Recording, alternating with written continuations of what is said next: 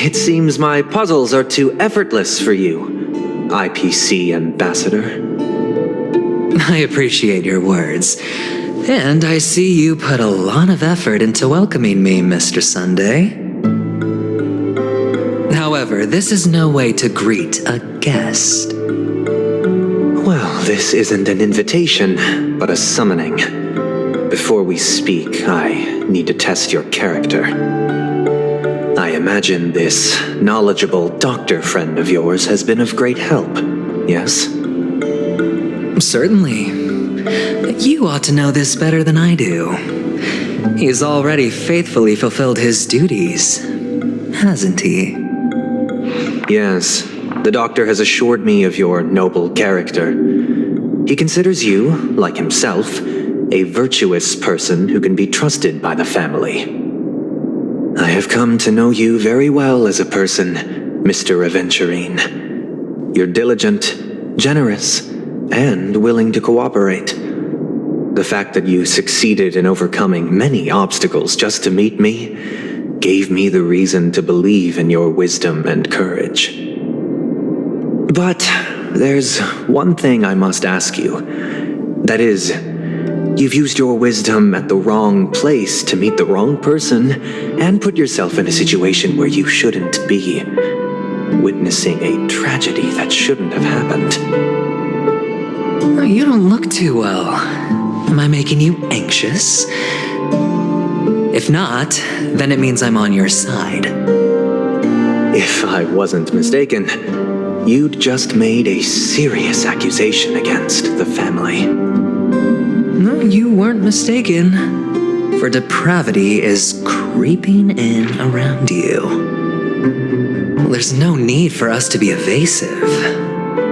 Let's talk about your sister. Your sister's talent is unrivaled in the world of show business. As you know, her voice has been out of tune since she returned to Penacony. What's more disheartening, she can't sing anymore.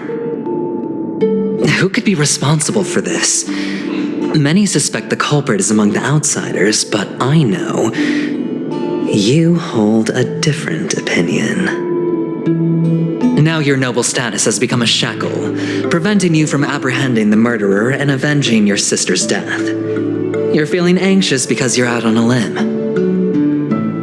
But don't worry, I'm on your side. I'm immensely honored by your concern for me, Mr. Aventurine. Since you're so selfless and generous, I believe you wouldn't ask for anything in return, would you? Well, naturally, you wouldn't incur any loss from this. I just want to reclaim what is mine. My liberty and the personal items under the family's custody, the bag of gift money, and the box in which the cornerstone is stored. That's right. Cornerstone. I've heard it's a treasured asset of the Strategic Investment Department, a sacred stone that seals the preservation emanator, granting significant power, and every liquidation specialist holds one. For an object so precious, it probably comes at an even higher price than other forms of recompense. Well, I'm sure you're aware of the high level of risk I'll be undertaking to bring the truth to light. Mr. Aventurine, when you are out and about, do you always make adjustments to your appearance? Your tie should be on the center line. Your shirt must not protrude from your vest. Your trouser creases should be perfectly straight and always aligned with the tips of your shoes. Of course. But I don't, because it's not appropriate to do so in public. You should make sure everything is presentable and in order before leaving the house. I'm not the kind that takes risks. The cornerstone must be in the custody of the family. No room for negotiation. Please, don't let me turn you down twice. Sure. The gift money is good enough. I suppose you wouldn't mind that. After all, a merchant can't function without a bargaining chip. You compromised quicker than I thought. Unfortunately, it's a gambler that needs a bargaining chip, not a merchant. I can give you your gift money, but before that, I want you to tell me.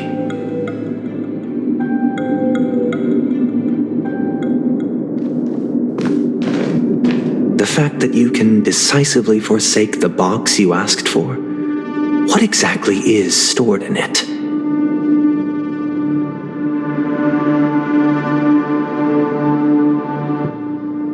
Triple-faced soul, please sear his tongue and palms with a hot iron, so that he will not be able to fabricate lies and make false vows. What have you done? Under the light of the harmony, all wickedness is revealed. I implore them to shed their light, and I'll ask you questions on their behalf. Next, you have 113 seconds to prove your innocence and gain my trust. And if I refuse to answer? You can try, and we'll see if the harmony rejects you. Question: do you own a cornerstone? Yes. What a simple answer. You, too, understand that idle chatter leads only to poverty. Did you hand over the cornerstone to the family when you entered Penacony? Yes. Does the cornerstone you handed over to the family belong to you? Yes. Is your cornerstone in this room right now? Yes. Is your memory free from any kind of tampering or deletion, encompassing but not restricted to the techniques of the Garden of Recollection? Yes. Are you an Avgin from Sigonia? Yes. You even know about that? Do the Avgins have any ability to read, tamper with, or manipulate one's own or another's mind? No. Does it matter? Do you love your family more than yourself? Yes. All the Avgins were killed in a massacre. Am I right? No. Are you your clan's sole survivor?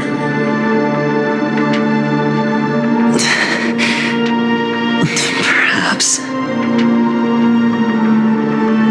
Do you hate and wish to destroy this world with your own hands?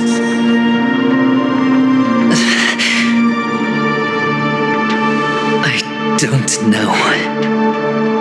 Interesting. Now, the final question. Can you swear that at this very moment, the Aventurine stone is safe and sound in this box?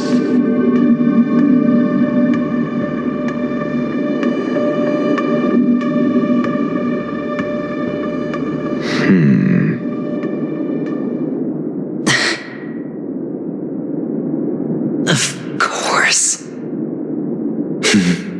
Looks like we can get an answer. Open it, Mr. Aventurine. It's your last chance to defend your honor.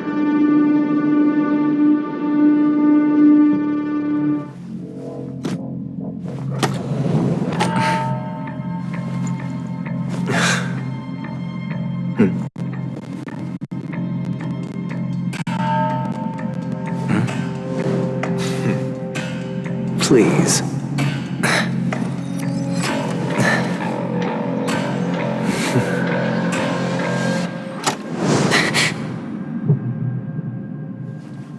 Are these what you're looking for?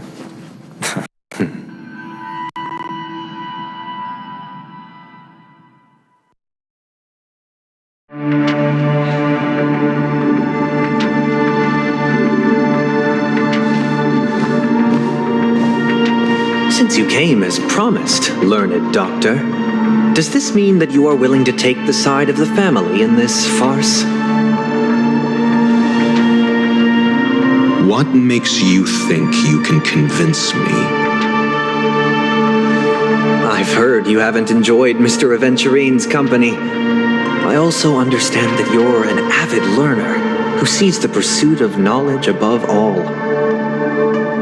In that case, you ought to realize that a competent scholar knows their position and wouldn't forsake more vital matters for the sake of petty pride. If you agree to assist the family, I'll share our research findings on the Stellaron. You must be quite aware that, besides the family, no other faction is willing to share such information.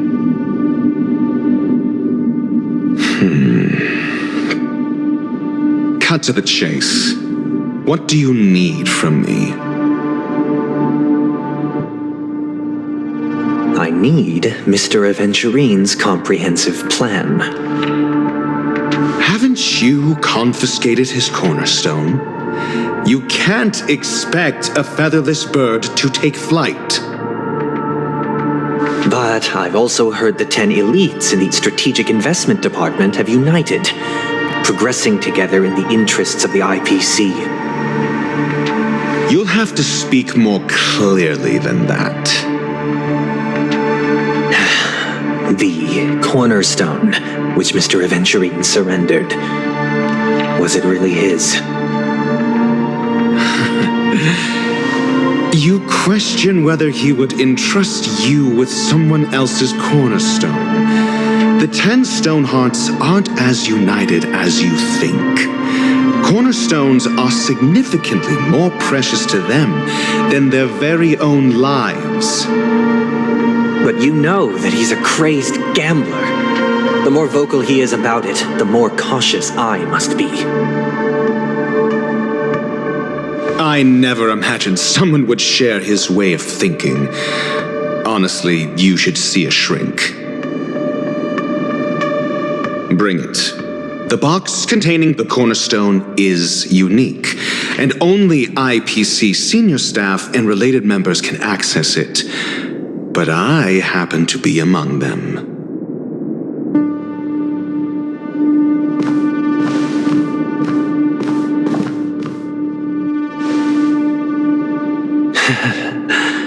I appreciate it.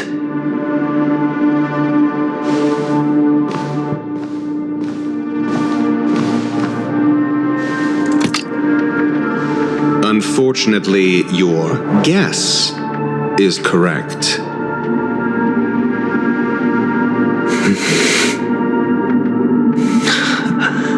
The golden stone.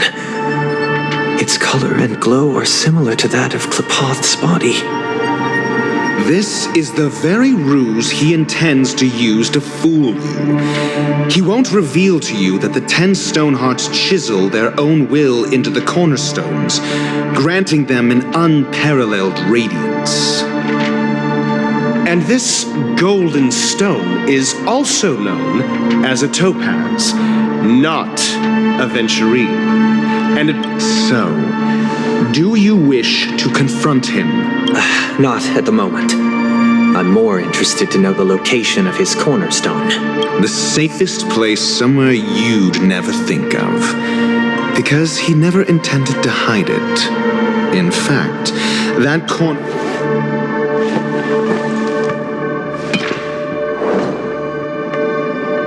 I see. This bag. Mixing a cornerstone, more precious than life itself, with a bunch of worthless... Then he makes up some trivial excuse.